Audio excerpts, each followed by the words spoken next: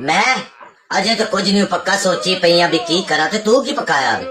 ओए स्यापा उतरा हर घर दा ही रोला अज की पकाइए सवेरे चैल्ड्स मेरे चले सी स्कूल कॉलेज उन्होंने पूछा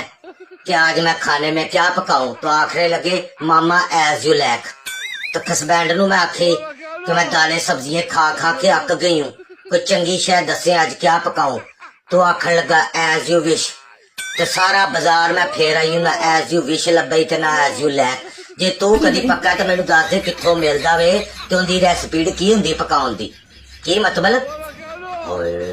मर जाइए ते मैं एवें खज्जल खुआर हो आई हां जे किते मेरा वस चले ना मैं फोन चो निकल के तेरे चपेड़ा मारा जेडा तू मेरा लहू कीता